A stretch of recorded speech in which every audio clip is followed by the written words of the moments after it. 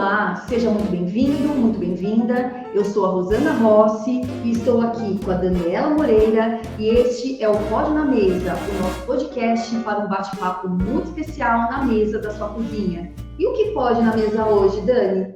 Eu sempre começo assim, hoje pode. E hoje, então, como vai ser? Hoje é um bate-papo que vai rolar aqui, que eu tenho certeza que o pessoal vai amar. É um assunto que está em alta. Exatamente. Né? Aquele podcast que você vai querer compartilhar com alguém para poder saber. É um tema, eu acho, na minha visão, não sei, vamos ver se é isso mesmo, né? É um tema inovador, mas que vem preocupando nós na área da nutrição, acho que em todas as áreas, como conduzir, né? Que é a questão da nutrição no autismo. Quais são os cuidados que a gente deve fazer, né? E vai estar aqui com a gente a doutora Daniela Rodrigues Campos.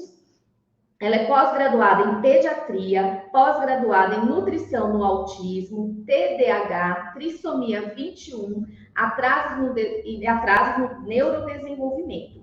Ela é gestora da área de nutrição da CLIA Psicologia e Educação e coordenadora do projeto de transtornos alimentares. Não para aí não, tem mais uma coisa. Ela é aprimoranda de transtorno alimentar lá no Angolim.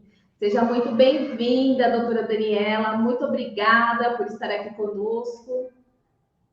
Oi, Dani. Obrigada pelo convite. Gostei muito, né? É sempre bom levar informação de qualidade aí para as pessoas e ajudar também, né? Sim, acho que essa começo aí, ajudar, eu acho que é a sua maior missão, né? Como nutricionista na CLIA, eu acho que a gente pode falar assim, em outros lugares que de repente você atua aí, você pode nos contar, é ajudar, né? Eu acho que é a palavra do momento que a gente sempre fala, né? É empatia, colaborar, não é? Conta pra gente como que você foi cair nessa área, com todas essas situações. Atualmente eu só trabalho na CLIA, né? E a gente já tem bastante criança lá para cuidar, então realmente só dá para ficar na CLIA agora. Eu sempre gostei muito de criança, né? Eu sempre pegava a criança da vizinha emprestada, levava para casa, sempre adorei crianças, né? E aí eu fiz a graduação de nutrição e logo comecei a fazer a especialização, né? A pós-graduação em pediatria.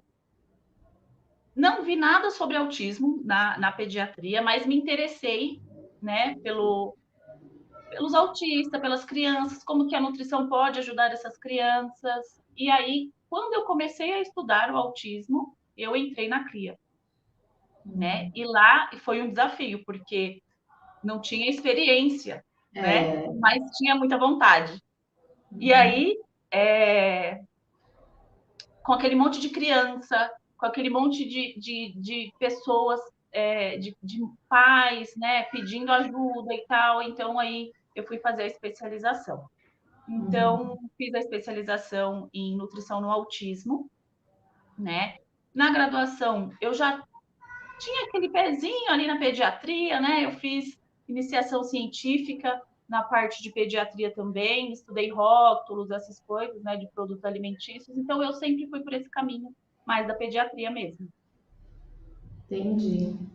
Muito legal. E chegou lá, se apaixonou, né? Exatamente. Não pediu mais criança do vizinho, parou de pegar criança emprestada. Não, mas eu já tenho bastante.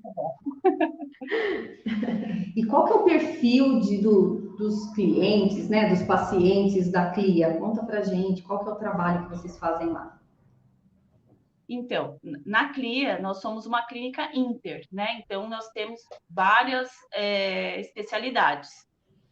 Tem fono, tem TO, tem nutri, tem musicoterapia, tem arte-terapia, tem psicologia, tem psicopedagogia, tem nutrologia, pediatria. Então, acho que eu não esqueci de nenhum, mas, assim, tem bastante terapeutas, né? Então, nós somos uma clínica inter e a gente trabalha aí com essas crianças, sempre tentando. A gente pode falar um pouquinho, né? Acho que sobre o autismo, que é o que você falou que tem maior, que você contou para a gente aqui que tinha maior nível de atendimento. Conta um pouquinho para a gente sobre isso, sobre esse grupo em especial que tem lá na clínica. A prevalência, né, a gente tem aí que cada vez aumenta mais, então quando sai aí a prevalência, sempre é de 5 anos atrás, né, então a gente tinha uma prevalência de 1 para 51, agora a gente já tem de 1 para 44, né, Nossa. uma prevalência... 1 para 44 o quê, Dani? Cada 44 crianças que nascem, uma é autista, né, é a prevalência. Mas esses dados são de 5 anos atrás. Então, hoje, provavelmente, já vai estar diferente. Deve ter. Com certeza reduziu, né? É. Provavelmente. Com certeza, né? Que a gente vê tantos casos que parece que... Nossa. Todo mundo conhece, né? Alguém. Ou sempre que você Uma fala família, assim, né? sempre, eu tenho um primo, eu tenho um vizinho, eu tenho um sobrinho. Sempre tem alguém que conhece, né? Escola, sempre tem alguém que conhece alguma criança autista, né? Mas eu acho que antigamente, o que acontecia? Hoje eu acho que o diagnóstico ele está mais eficaz. Os médicos conseguem identificar melhor, né? A gente tem mais estudos, então a gente consegue ter um diagnóstico ali. Nós temos critérios ali para identificar. Então eu acho que melhorou essa parte. Então um autista leve, por exemplo, né? Eu acho que antigamente a gente não conseguia identificar. Hoje a gente já consegue, então a gente consegue identificar todos os níveis ali e isso também aumenta essa prevalência, né, esse número. Então eu acho que já existia, mas o critério, né, os critérios ali de diagnóstico eles melhoraram, né? Legal. Quantas crianças com autismo hoje vocês atendem? Tem Olha, ideia? o número exato eu não sei te falar, mas eu acho que é entre 200 e 220 crianças. Bastante. E eles têm chegado, você falou do diagnóstico mais facilitado, eles têm chegado com idades mais cedo, mais jovens, né? Crianças menores? Tem. Antigamente eles falavam, antes dos 3 anos não dá, né, para a gente ter o diagnóstico, mas chega assim crianças menores de 3 anos, né? Elas ficam na intervenção precoce e chegam todas as idades, né? E quanto antes a gente tiver, né, a terapia, tiver intervenção, melhor, né? A gente consegue melhorar a vida da criança. Ô Dani, e fala assim, então, para todo mundo que está nos assistindo, quais são esses níveis de autismo e como que é feito o diagnóstico, né? Para a gente ter uma noção aí no geral. Tá. O diagnóstico é o neuro que faz, né? Nós não fazemos. Nós fazemos, nós aplicamos os testes, então a neuropsicóloga, né, os neuropsicólogos da clínica, eles fazem lá os testes, e às vezes a criança já vem com o diagnóstico também, né, então tem que fazer avaliação para saber se a criança vai se encaixar ali ou não, mas os pais que às vezes têm dúvida, então a gente tem algumas coisas que a gente pode ter ali como uma referência para a gente procurar ajuda, né? Para ver se tem alguma coisa, né? Às vezes a gente fala, não, é coisa da cabeça, sempre tem isso, né? Mas, por exemplo, a criança não olha nos olhos, a criança, né, não fala praticamente nada ou não fala nada, dependendo, né? A gente tem os marcos ali de desenvolvimento e a gente tem como saber. Não, demorou para andar ou ainda não anda. Então, tem alguma coisa diferente ali, a gente já pode procurar ajuda e ver. Às vezes não é nada, às vezes, né? Tem um pouco de atraso mesmo, nenhuma criança é igual a outra, mas a gente já fica tranquilo, não tem nada. Ou se tiver, então a gente precisa procurar ajuda, precisa procurar terapia. E do ponto de vista da nutrição, quais são as principais necessidades, no que se diferencia a orientação da nutrição de uma criança com autismo? A gente não tem diferença assim de, precisa de mais nutrientes ou essas coisas, não. São crianças, né? Primeiramente são crianças. Nutricionalmente é a mesma necessidade, né? Isso. São as mesmas necessidades. Mas as nossas crianças são seletivas, né? Então, 90% das crianças autistas têm dificuldade alimentar, têm seletividade alimentar, então a nutrição vai ajudar nessa parte, né? outras áreas também vão ajudar nessa parte da seletividade, da dificuldade alimentar, né? Eu acho bem legal isso que você acabou de falar, que a saúde da criança, o crescimento dessa criança, o desenvolvimento dela, é de responsabilidade da sociedade de uma forma geral. E dentro da saúde, né, Dani, ela é de responsabilidade de todos os profissionais, né? Embora pareça óbvia o cuidado do nutricionista, mas quando a gente fala em alimentação, a gente tem influência de todas as áreas, né, Dani? Isso que você veio mostrando para a gente, né? A importância de um terapeuta ocupacional, de um psicólogo, do psiquiatra, fono, né? Exatamente, porque assim, a criança que é seletiva e é autista, ela pode ter um problema ali no processamento sensorial, então ela tem uma sensação exacerbada de algumas coisas, ela não toca, né? Ela tem, pode ter uma rigidez de comportamento, então a criança pode comer sempre no mesmo prato, com o mesmo talher, no mesmo lugar, sempre a comida da mãe ou da avó, sempre da mesma pessoa, então ela tem uma rigidez de comportamento. Então, essa parte a psicologia pode ajudar, né? Tem criança que a gente precisa evoluir texturas, por exemplo, então a criança só come líquido, só come cremoso. Eu peguei esses dias uma criança que só tomava leite, comia um iogurte em todas as refeições. Então, eu, como nutri, eu não posso evoluir essa textura. Eu preciso da fono, né? A fono precisa lá avaliar. Ah, não tem nada, precisa ver se tem uma disfagia. Como é que tá essa parte da motricidade oral? Ela tem força para comer? Então, a fono vai me falar, ó, a gente pode trabalhar outras texturas. Ou ela vai falar, não, primeiro vamos arrumar aí, depois a gente entra com outras coisas, né? Então, primeiro arruma ali a base para a gente evoluir. Então, todas as áreas são importantes, né? A TO vê essa parte do processamento sensorial, vê a parte das AVDs, o que a criança, né, consegue fazer, como que pega um garfo, essas coisas, né? E a gente trabalha ali em conjunto mesmo. Que bacana. A evolução, a gente sempre gosta de perguntar isso e a gente sabe que é muito diferente de um paciente para o outro, todos são únicos. Mas a pergunta, um olhar mais distante assim do seu grupo, como que você vê essa evolução da importância da terapia assim? Porque em muitas áreas a gente vê assim, olha, antes não se estimulava, aceitava-se às vezes uma seletividade como algo já estabelecido, mas vocês conseguem uma transformação importante assim? Você consegue visualizar, por exemplo, um seletivo que só come a comida da avó tudo separado, em pratos separados, vocês têm essa experiência de conseguir transformar essa situação? Sim. Então, primeira coisa, a gente tem que ter paciência e persistência.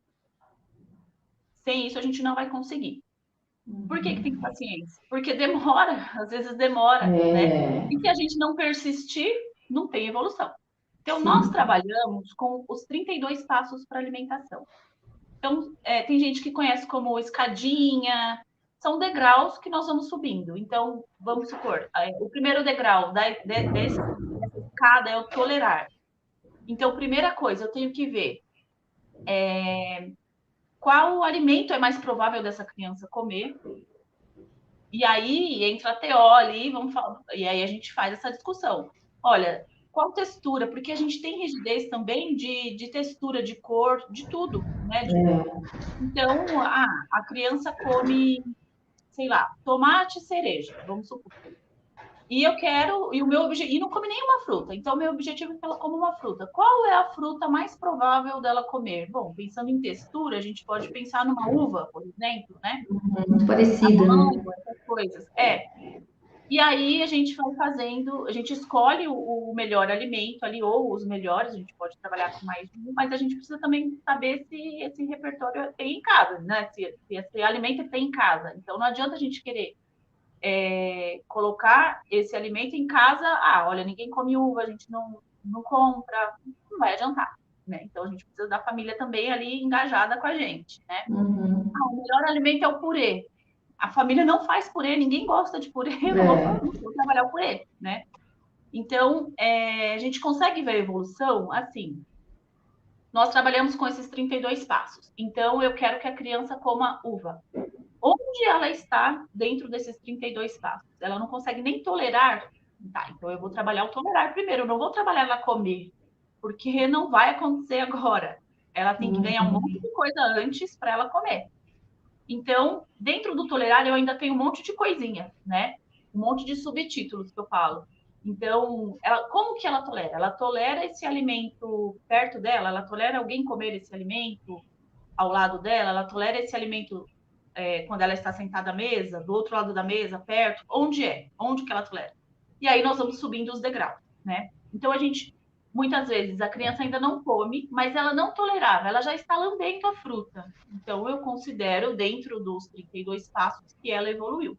Embora ainda não coma, mas ela já evoluiu, né? De quando ela chegou, nem tolerava, agora ela está lambendo. E aí, depois, o comer. Pode demorar e pode ser rápido. Tem criança que faz todos os passos em uma única sessão. É incrível. Nossa! Então, ela faz tudo dentro, né? Ela tolera, ela lambe, ela cheira, ela come, ela faz tudo dentro. E tem criança que a gente fica ali e às vezes fica num platô. Então, a gente muda ali as estratégias, né? Porque a gente trabalha bastante com a parte lúdica, mantém o objetivo e muda as estratégias, né? Então, sempre com essa parte lúdica envolvida. Então, quando a gente vai avaliar a criança, a gente já pergunta, quais personagens, brinquedo que gosta. Então, a gente tem várias coisas, né? Se não tem, a gente até compra, porque a gente precisa usar, né? A gente até usa outras crianças também, e aí a gente usa durante a terapia. Nossas crianças que são autistas, né? Então, às vezes, não tem uma parte cognitiva para entrar na brincadeira que a gente propõe. Então, a gente deixa a criança conduzir a brincadeira e a gente vai entrar dentro da brincadeira dela. E aí as coisas vão acontecendo, né? Então, toda terapia é diferente, não tem igual, né? E eu acho que é muito de sentir, né? Você tem que sentir toda essa necessidade, como que a criança, os diversos níveis que tem lá, para você administrar essa terapia, né? Senão não dá certo. Se você for com uma coisa engessada, não, eu tenho que aplicar isso aqui hoje, e vai ter que acontecer, não vai acontecer. Não. Ou a criança vai ficar pior ainda, né? Num outro quadro aí. Às vezes a gente programa uma coisa e não acontece mesmo, né? A criança não tá bem. Então eu não vou fazer. Vou fazer de outra forma, né? Não vou propor aquilo que eu, né, planejei uma coisa bem que vai exigir bastante dela, vou dar uma demanda menor para a criança. Hoje a criança não está bem, então precisa respeitar. Bacana. E eu acho que até pensei aí nesses passos, até antes desses passos é a criança confiar em você, não é? Ela ter essa empatia, estar acostumada, estar confortável, né? Para começar a pensar em conquistar alguma coisa nesse comportamento, né? Exatamente. Então, primeiro é o vínculo. Se não tem vínculo, não adianta, né? A gente tem que deixar a criança confiar, né? Ela precisa ter confiança e ela precisa gostar de ir para terapia, né? Então, não adianta, vai arrastada, não vai dar certo. Então, primeiro, antes de tudo, realmente a gente faz essa parte. Por isso que a gente pega os brinquedos, coisas que a criança gosta, reforçadores, né? Gosta muito de um personagem, então a gente leva sem demanda nenhuma e começa a brincar e tal, então ele vai, aí começa a interação e aí depois a gente faz essa parte da terapia em si. Não que essa parte não seja uma terapia, mas a gente está mais criando vínculo, né, com pouca demanda e depois a gente começa com pequenas demandas também. Legal, sensacional. Ô, Dani, e lá na clínica, você já contou um pouquinho pra gente, né? Como que você trabalha a educação nutricional, mais especificamente, agora entrando no campo da nutrição, porque já que você tem diversos níveis, que nem se você pegar essa criança que só come num prato, né? Aquele prato com aquele desenho, e como que você trabalha isso? Esse prato ele fica na clínica e vai para casa? Como que é? Todo esse trabalho. Quando a gente tem essa rigidez de comportamento, né? A gente precisa que a família leve o utensílio da criança e depois a gente manda de volta. Mas a gente vai tentando quebrar essa rigidez em todas as terapias, em todas as outras terapias, né? Então, o importante da gente ser inter, né, é que a gente consegue fazer isso durante todo o tempo, praticamente. Então, por exemplo, eu estou trabalhando, eu vejo lá a avaliação da criança. Essa criança, ela não consegue contar até 5, estou dando um exemplo, e não consegue identificar as cores, por exemplo. Dentro da minha terapia, eu consigo trazer isso. Então, por exemplo, o meu objetivo é trabalhar frutas. Então, eu vou levar frutas coloridas, pode ser de verdade ou, né, de plástico, né? E a gente consegue trabalhar isso. Olha, vamos contar, vamos saber as cores. Então, a gente consegue, ao mesmo tempo, trabalhar a nossa terapia. Então, eu quero que ela se aproxime, né? Que tenha o contato ali. Mas eu consigo também trabalhar para que ela conte até 5, para que ela consiga identificar as cores, né? Então, isso que é legal. E às vezes eu peço ajuda mesmo. Vou lá no grupo da criança e falo, olha, estou trabalhando tal fruta, quem consegue me ajudar? Aí a fono vai, eu consigo, a psico, e aí a gente consegue trabalhar. E fica mais fácil, né? Cheiro também, né? Outras sensações, né? Se é áspero, se é liso. Dentro desses passos, a gente tem também o cheirar, então eles cheiram. Tem criança que tudo que pega cheira, né? E Tem tem todo esse... criança, né, que eu vejo, eu trabalho numa escola e a gente tem criança autista lá, né, com autismo. E aí a criança só quer pegar tudo, ela pega com a mão, ela não quer usar talher, né? Então são situações, eu acho que vejo que dentro da escola a gente não está muito preparado para receber essas crianças, né? Que está ali no convívio, a criança não responde aos nossos comandos, ela não atende, ela não quer sentar. E aí as outras crianças, e quando a gente tem que trabalhar a inclusão, mas é uma situação difícil. Acho que nem os professores estão tão preparados assim para trabalhar com esse tipo de informação, não é, Dani? O que você enxerga? Então, a gente tem um trabalho assim, né? A gente tem uma psicopedagoga que faz treinamento em escolas bem personalizado. Então, a escola vai falar, olha, a gente precisa disso, a gente tem esse tipo de criança e tudo mais. E aí ela faz esse trabalho, né, de treinamento. Chega muita criança de escola, né? Às vezes eu faço alguma visita em escola também, mas essa parte de treinamento e tudo mais, eu acho que falta conhecimento para todo mundo, né? É Sim, uma coisa nova o autismo. Como que eu vou fazer? A criança só come assim, o que que eu faço? Eu deixo, eu coloco. Então, mas o que é importante saber? Como que é em casa, né? Essa criança faz terapia já? Como que é na terapia? A TO está trabalhando isso com as crianças? Porque não adianta também trabalhar só na escola, né? Nós precisamos trabalhar a família, precisamos trabalhar sim. a terapia, precisamos trabalhar a escola Uhum, também. Então, uhum. acho que precisa desse conhecimento, como é em casa, tem o hábito, vocês treinam, vamos começar, está na hora. Então, a TO vai falar, né? Porque às vezes a criança realmente não consegue, não tem força, não tem coordenação. E aí, É, durante a terapia, a gente vai desenvolvendo isso, né? E o uhum, bacana da clínica é que a gente tem refeições lá. Então, a gente consegue trabalhar isso dentro do horário das refeições. Então, a TO e a Nutri ficam acompanhando essas refeições e aí elas vão, né, falando pro AT, que é o acompanhante terapêutico da criança, né, tem sempre um acompanhante terapêutico com cada criança que ficam na clínica, fica lá no núcleo, e aí eles conseguem seguir essas instruções e aí vai evoluindo, né? E é muito bonitinho ver. Às vezes a gente tira foto, filma e vai vendo essa evolução. E é muito gostoso. Dani, o que é esse acompanhante terapêutico? É um profissional ou é alguém da família? O acompanhante terapêutico é um profissional da clínica mesmo que fica acompanhando a criança. Então, ele faz treinos com a criança, acompanha durante as terapias, levar ao banheiro, para almoçar, acompanha o almoço, né? Fica o tempo todo com a criança. As crianças que ficam 4 horas na clínica, elas têm esse acompanhante terapêutico. Isso que eu ia te perguntar, as crianças ficam na clínica o quê? É um período integral? Qual que é? Né? Se as crianças não vão para a escola, como que funciona? Depende. Todas vão para a escola. Durante a avaliação, o profissional que faz a avaliação vai verificar o que essa que essa criança precisa, né? A gente discute depois, então todo mundo que avaliou a criança, né? A gente discute o projeto terapêutico e tudo mais, e aí nós vamos ver se essa criança precisa ficar 4 horas lá, né? Ou se essa criança precisa só fazer terapias específicas. Então, por exemplo, nossa, essa criança está, né? A única coisa é porque precisa de fono, por exemplo. Então, não tem necessidade dessa criança ficar 4 horas lá. Então, ela vai, faz a fono e vai embora, né? Agora, essa criança precisa ser bastante estimulada. Então, precisa de TO, precisa de Nutri, precisa de psico, precisa de fono, precisa de um monte de coisa. Então, nós vamos... essa criança vai ficar 4 horas lá.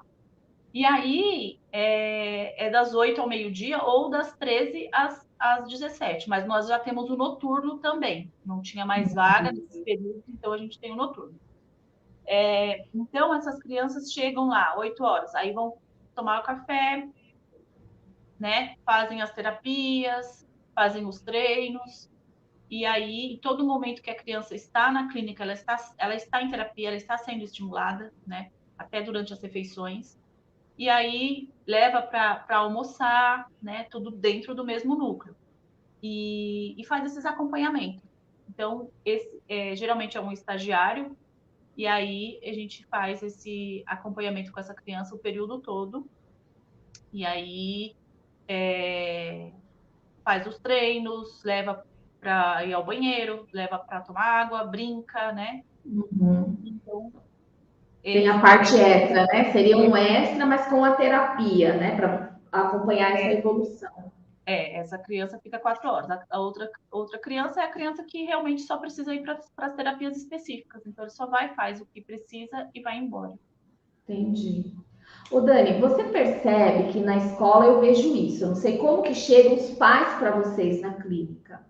Então, tem algumas mães, que a gente tem mais contato, que elas não aceitam que o filho tenha nenhum nível de autismo.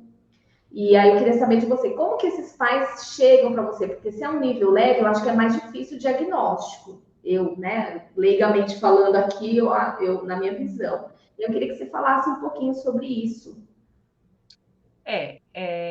Tem pais que realmente tem uma resistência em aceitar, mas quando chega para a gente é porque eles já aceitaram alguma coisa, né? Então, já viram que tem algo ali que pode ser ou que realmente é. Então, já vem com o diagnóstico. Mas, às vezes, realmente, acho que o autismo não tem cura, né? É um transtorno. Então, não vai curar. A gente pode melhorar muito a vida da criança, né? Tem uma luz ali no fim do túnel, né? Mas a gente não vai curar, ele não vai deixar de ser autista. E às vezes pode ser, realmente tem alguns pais que acham que ou assim, o pai não acha e a mãe acha que sabe? E aí fica, né? Mas geralmente a gente não tem problema assim, porque já chegam com alguma coisa. Olha, você já chega com quase o caminho inteiro, assim, a pessoa já entendeu que é um problema, que é um transtorno, que ele precisa de ajuda, né? Pra gente não, a gente tá lá com a criança e a mãe não aceita, mesmo a psicopedagoga pedindo para fazer avaliação, a mãe não aceita de forma alguma. Mas é porque a demanda vai da escola para a família. É diferente. Quando a demanda vem da família para nós, né? Então, quando vem da família para nós, já sabe, por mais que o pai não aceita, a mãe aceita, mas né, vê que tem alguma coisa ali. Meu filho tem, sei lá, 6 anos, ainda fala tudo errado. Será que tem alguma coisa, né? Ele não olha nos olhos. Então, tem alguma coisa ali. Agora, quando a demanda vem do profissional para a família, é diferente. Né? Porque aí, às vezes, não aceitam mesmo. Está preparado, né? E falando em família, Dani, qual que é a abordagem da equipe de vocês quanto a isso, né? A gente acredita muito no papel da família, nosso projeto aqui é o Nutris da Família, a gente acredita nesse contexto aí para a saúde. Como que por exemplo, uma criança que fica 4 horas em terapia, a família não está próxima, ela não está vendo isso. como é essa integração para a família saber como continuar tudo isso em casa, como que é essa passagem de informação e continuidade? A gente tem OP, né, que a gente chama de OP, mas é uma orientação de pais. Então, a gente faz isso a cada 3 meses, né? Então, dá uma devolutiva dos avanços, né? Como que a criança evoluiu, o que está acontecendo. Então, a gente tem essa devolutiva. E a gente tem gerentes de casa. Então, cada criança tem um gerente também, que é o contato direto da família. A criança vai faltar, comunica o gerente. Eu gostaria de falar com algum profissional. Aí fala para o gerente fala, né? Porque às vezes não vai, tem que ser alguma coisa, eu não vou esperar né, daqui 1 mês, por exemplo. Então, a gente faz dessa forma, dá essa devolutiva, a gente tem esse contato direto com as famílias. E a clínica, ela disponibiliza bastante recurso para a família, para ter contato com o terapeuta, né? Então, a gente consegue ter esse contato próximo, sempre tem alguém ali que vai entregar a criança para a família. Ele comeu hoje? Mesmo assim, eles perguntam, mas a gente tem uma agenda também, onde é colocada essas informações, tudo o que aconteceu. Mas é super aberta para informações no geral. Se a família quer saber o que aconteceu, o que está acontecendo, teve algum episódio, alguma coisa diferente. A gente tem avaliações, reavaliações, então a criança é reavaliada, e aí tem que dar devolutiva para a família disso, né? Olha, estava assim, ele chegou assim, agora ele já evoluiu, está dessa forma. Então, assim, é bem transparente mesmo com as famílias. Lindo, né, bacana. Trabalho belíssimo, né? Eu acho que, como a gente começou aqui falando, antigamente a gente não ouvia, né, a nutrição no autismo, e veio se propagando, até você já é pós-graduada, né, nessa área, e eu acho que é uma nova linha, né, de frente, que realmente precisa de uma especialização, né? Porque não dá para, é algo mais, tem que ser muito mais humanizado do que os outros que já devem ser, né? Eu acho que é nesse sentido aí, não é não? Nós temos poucos profissionais, né, que atendem crianças autistas. Nós já temos poucos profissionais que atendem crianças na área da nutrição, Verdade. né? Quando eu estava lá na graduação, ninguém queria. Ninguém queria atender criança. E aí, com especialização ainda, né, o autismo é uma coisa que é difícil trabalhar, porque a gente precisa trabalhar a família também, né? Porque a família é a referência para a criança. Então, muitas vezes a gente tem que trabalhar a família para refletir ali na criança. Eu quero que meu filho coma salada, mas não tem em casa, não faz. Como que a criança vai comer? Não tem como, né? A mãe não come, o pai não come, né? Isso é Porque a família é a segurança. É a segurança, né? Por que que uma criança come o arroz e o feijão da mãe e não come o arroz e o feijão da tia? Eu já tive crianças assim. Por quê? Né? Porque a tia esconde coisa ali embaixo da comida, né? Porque a mãe é a referência, porque a mãe passa segurança. Então, a gente tem todo esse trabalho também para fazer, né, com as famílias, porque muitas vezes a família fica estressada, e eu sei que realmente estressa, então ou a família come primeiro, ou põe a criança para comer primeiro, eles não comem junto. Que dá trabalho, né? É muito difícil. É um estresse, né, na hora da refeição. Mas realmente um estresse. E então a gente precisa ter esses momentos, né? Teve uma mãe, ela falou: meu filho só come na minha casa. Na clínica ele não vai comer. Só que aí a criança começou a comer. E ela não acreditou, ela mandou mensagem. Ela falou: olha, eu não acredito. Falei: eu entendo você. Se fosse meu filho também, eu não ia acreditar, porque só come com você. Aí começou a comer aqui, né? Mas nós vamos gravar um vídeo. Mas não é uma insegurança aí também da mãe nesse caso, né? Ela queria que o filho nunca saísse daquilo, né? Parece que na sua fala é isso, a gente sente, né, essa situação. A mãe, não, meu filho não come, é só em casa, mas quando você comeu, agora eu perdi meu filho. Não, eu não acho que. Eu acho que é porque realmente não comia em lugar nenhum, não comia na avó, não comia na tia. É um cansaço, a mãe quer, né? Mas a mãe fala assim: eu te juro que eu tentei de tudo, não é? Não é Mas assim, por meu que filho. aconteceu? Por que que acontece isso muitas vezes? Porque a mãe passa segurança, né? Então a mãe está comendo a mesma comida que a família, que a criança. E aí eu perguntei, como que era na tia e na avó? Ah, elas escondem coisa no meio, né, da comida, então a criança já ficava preocupada, eu vou ter que comer na minha avó, o que eu vou comer? O que vai ter lá escondido, né? Então a gente não esconde nada, né? E na clínica a gente começou a agir naturalmente. Primeiro ele olhou, vamos levar ele para olhar a comida, vai olhar. Você quer colocar no prato? Não. Hoje não, tudo bem. Mas aí a gente foi trabalhando isso. Aí chegou um dia que ele colocou no prato e comeu. E aí começou a comer todos os dias. E aí ela até, coitada, ficou chateada. Ah, desculpa que eu, né, desconfiei e Confiei. tal.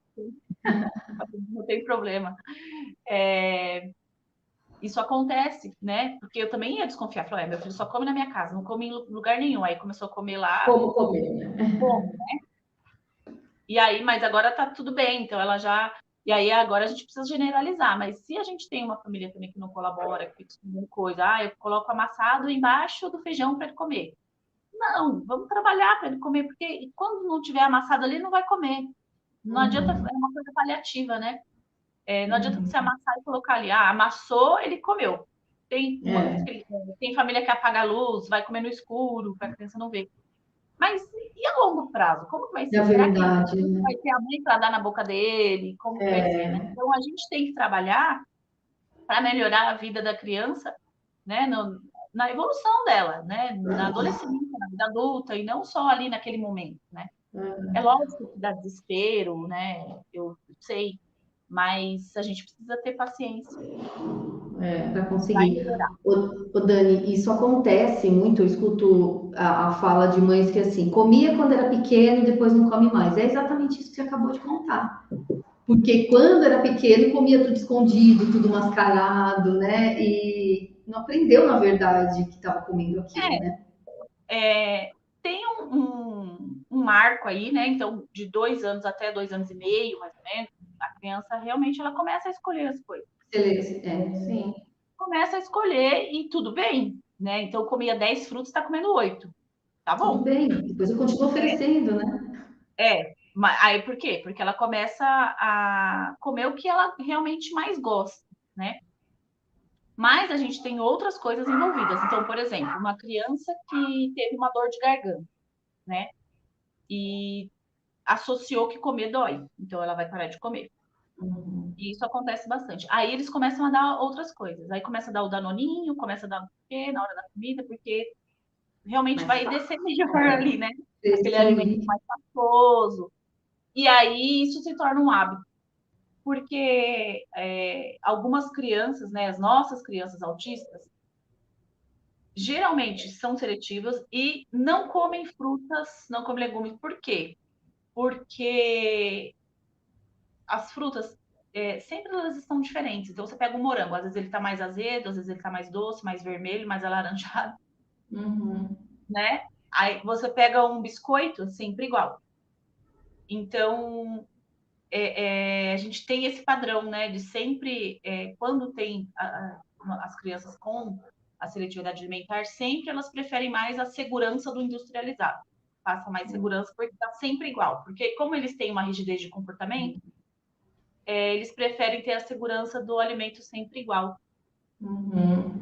Então, acaba dificultando também para as frutas, né, os legumes, que são alimentos que não são sempre iguais, principalmente fora da safra, então vai ter ali um sabor diferente, né? Mais doce, mais Sim. azedo, e aí eles Essa preferem mais. informação é importante, eu desconhecia, né? Não sabia que é por conta disso, né? Dessa padronização que para eles é importante, né? É, por conta dessa rigidez, né? Por isso que a psicologia é tão importante, né? A gente vai quebrando essa rigidez, a gente vai frustrando, né? Essa criança um pouquinho. Então, a criança que só come no mesmo prato, ou só toma no mesmo copo. Então, a gente vai pegar um copo diferente e aí colocou, ele vai. Só toma no copo azul. Hoje não tem o copo azul. Vamos tomar nesse amarelo mesmo. E aí a gente já leva para fazer outra coisa e tenta, né? Uhum. Às vezes não dá e dá certo, e às vezes vai. Mas a gente precisa tentar sempre, né? Com alguma coisa, mostrando aos poucos, entre aspas, né? A gente não vai fazer uma criança chorar, né? Sofrer por conta disso. Mas a gente precisa fazer com que ela aceite outras coisas além daquele repertório. E quando a gente faz isso, isso também a gente tem resultado na parte da nutrição ali, da alimentação da criança. Que bacana, né? Muito bacana. Eu até vi, não sei se você chegou a ver, Dani, acho que foi no Facebook, que surgiu há um tempo atrás, uma mãe falando assim, o prato aqui de casa quebrou e meu filho só come nesse, que era aquele antigo, que era da minha avó ainda, um branco cheio de... Era um branco com um negocinho laranja. Isso, com os desenhos laranjas. Exatamente. Aí eu falei, nossa, era outra coisa que eu também não sabia. Eu falei assim, olha só que coisa, né? Como é importante a gente entender todos os processos para o nutricionista fazer um bom atendimento e para a população em geral entendendo e ficar julgando, porque fala, é frescura, e não é frescura. Não é. É um padrão de comportamento.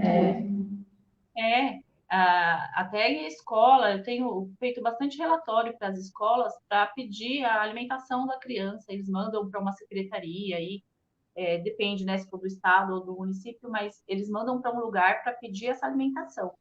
E aí eu já peguei vários casos, né? A mãe desesperada, a mãe chora, a mãe fica... a criança não comeu nada o dia todo, a criança ficou integral na escola, não comeu nada. E aí, essa falta de informação, que é isso que a gente estava falando, o pessoal da escola fala, não, tem que comer o que tem aqui, é frescura. Mas não a criança não consegue comer, não consegue. E a gente tem que ter o mínimo, né, de empatia, porque assim, eu peguei um caso, por exemplo, a criança come batata e come arroz. Só que quando a batata está junto com a carne, e nesse caso era carne moída, ele não come. Por que a gente não consegue tirar a batata da carne moída e colocar no prato com arroz? Não é simples, né? E aí ele ia comer, ele não comeu, ele ficou o dia todo. Então a mãe pegou, ele estava com as mãos geladas, ele estava com a boca branca. Ficou o dia todo sem comer. Porque a batata estava junto com a carne moída. E aí, dessa forma ele não come. Então, falta essa informação, a gente ter esse cuidado com as crianças, né? A gente precisa ter isso nas escolas. Sim. É um assunto novo. Não é que ele não quer comer, é enjoado, não quer comer. Não, ele não consegue. Ele tem uma alteração no processamento sensorial, que é aquela sensação, é uma sensação exacerbada para ele. Então, por exemplo, uma criança que tem algo ali no processamento tátil, não consegue pegar em massinha, não consegue pegar em geleca, sabe? E aí, essa criança nunca vai comer uma manga, por exemplo. Porque é melequento. Ela tem uma sensação que, para nós, é como se a gente estivesse comendo uma lesma, por exemplo. Então, não vai acontecer. Por isso que a gente tem que escolher os melhores alimentos, né? Então, para essa criança, eu não posso escolher alimentos melequentos. Eu tenho que ir mais para o seco. Né? E tem criança que só come crocante. Então, assim vai. E tem criança que não come crocante porque o barulho, né, do comer o crocante é muito exacerbado para ela. Então, ela não consegue também. É personalizar mesmo, né? Tudo como que a criança tem que entrar no mundinho dela e fazer de tudo para que ela tenha essa evolução. Exatamente. É muito personalizado, muito individualizado. É muito individualizado. Dani, dia 2, né, de abril, a gente comemorou aí o dia, não é comemorar, né? Um Dia Mundial de Conscientização sobre o Autismo e coincidiu, né, exatamente nessa semana a gente está falando com você. E por que você acha, para a gente estar caminhando aqui para o final, por que você acha que está aumentando tudo o número de autismo? É somente porque antes não tinha um diagnóstico tão preciso, ou tem alguma outra coisa que está mudando de comportamento na sociedade ambiental? O que está acontecendo para a gente ter vários casos agora? Cortou, meninas. Cortou? Ela perguntou, aí eu corto essa explicação que deu, tá? Ela perguntou por que você acha que os casos estão aumentando? Se teve alguma coisa na sociedade que mudou ou se teve mais diagnóstico? Tá. Eu já tinha falado, né, que agora a gente tem mais critérios para o diagnóstico. mas a gente tem vários estudos falando que é multifatorial, então tem vários fatores aí envolvidos, né? Fatores ambientais, fatores genéticos, e eu acho que o autismo é uma coisa nova, a gente ainda precisa estudar muito, aprender muito sobre ele, mas os estudos dizem isso mesmo, né? São fatores genéticos, fatores ambientais, e agora os critérios diagnósticos são mais apurados, a gente consegue ter mais diagnóstico. Tem alguma coisa assim que você pode dar um exemplo para a gente da questão ambiental? O que pode estar mudando? É o consumo de ultraprocessado que pode estar interferindo na mãe? O que você consegue falar para a gente assim? A gente tem estudos, né, que inclusive tem um lugar nos Estados Unidos que chama Beco dos Autistas. E lá, a maioria das, tipo assim, é muito grande o número de autistas. Lá tem muita poluição, né? É um lugar que tem muitas indústrias, então eles relacionam a isso, né? Alguns estudos dizem que tem relação com os agrotóxicos, né? Então a gente tem várias coisas aí, fatores ambientais, que a gente precisa realmente estudar, pesquisar mais, né, sobre isso. Tá, muito bom, muito bom. Você poderia fazer muitas perguntas ainda, para um gostinho de quero mais para quem está, para os nossos ouvintes. Você tem alguma indicação para um plus aí para a gente poder ler depois, assistir? Pode ser um filme, livro. Tem alguma coisa que você indique? Tem. Para a educação nutricional, eu posso mostrar o livro? Claro. Eu separei dois livros. Separei 2 livros. Esse é de educação nutricional. Tá. Depois a gente coloca na descrição também para vocês. Tá. Esse outro é com uma visão bem integrativa. A criança que não quer comer. Tá. Então, esses dois eu uso, mas eu uso outros também, né? Artigos e tudo mais.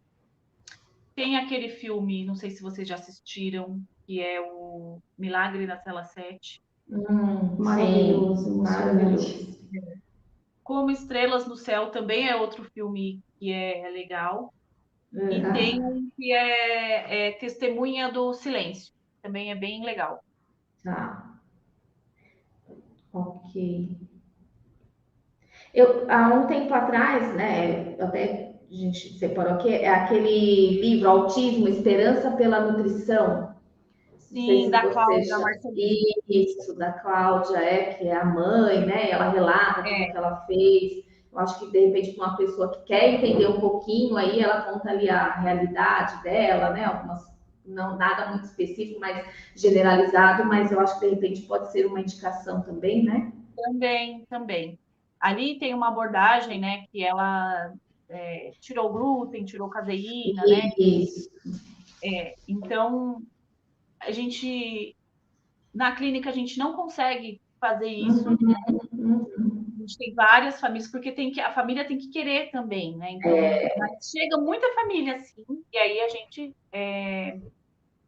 faz a alimentação diferenciada para essas crianças também, né? Então, a gente tem estudos dizendo que o glúten, né? O glúten, ele é inflamatório. Então, não é o glúten de hoje, não é o glúten de antigamente. Então, você pega um trigo com 400 vezes mais glúten do que um trigo da época da minha avó, por exemplo, né?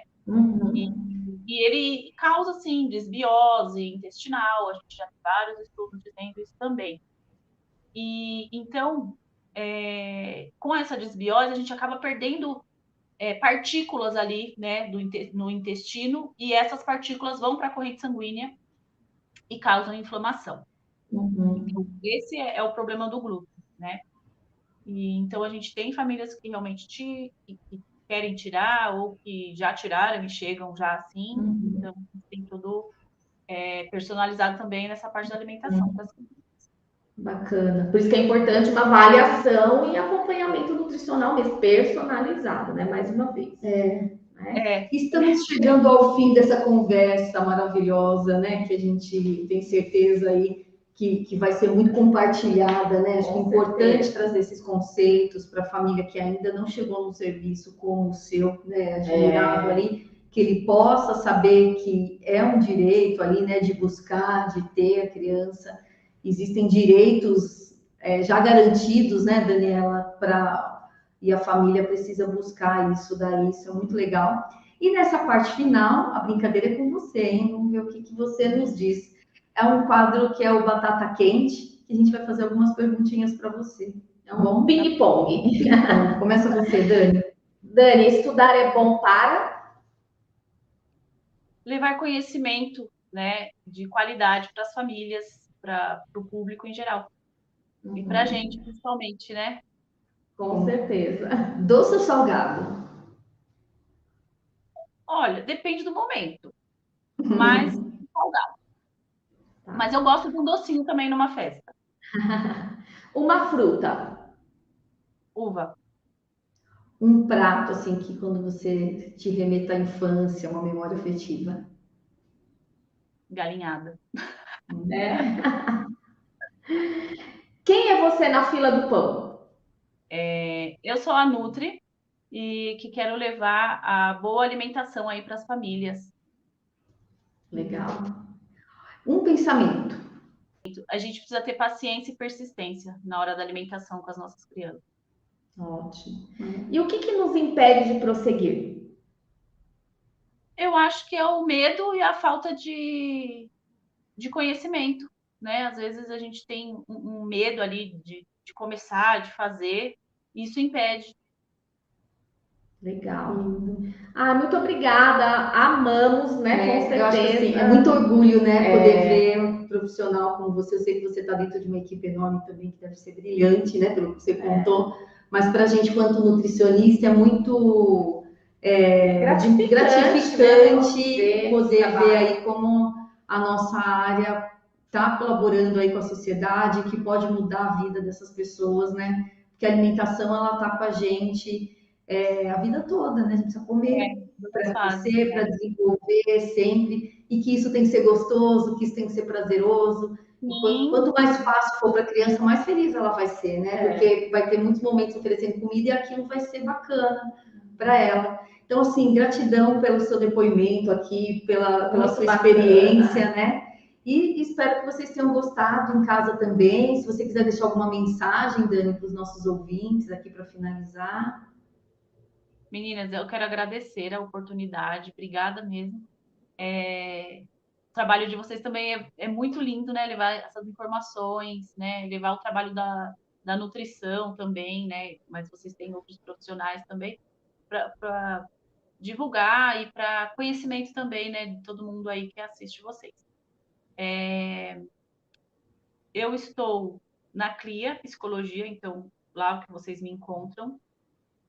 A mensagem para as famílias existe uma luz no fim do túnel, né? Para tudo. Isso aí. Que muito bem. Então, no nosso Pod na Mesa hoje, com esse bate-papo super gostoso, né? De informação. A gente espera que vocês tenham gostado, que compartilhe. Quem não está ainda inscrito no nosso canal, né? Agora é a hora. Então, clica aí no sininho também para receber as notificações. Deixe seu joinha, porque gostou desse podcast. E a gente conta com todos na próxima quarta-feira, às 18 horas. Para mais um bate-papo no Pod na Mesa. Até a próxima quarta. Até mais. Tchau, tchau. Tchau, tchau.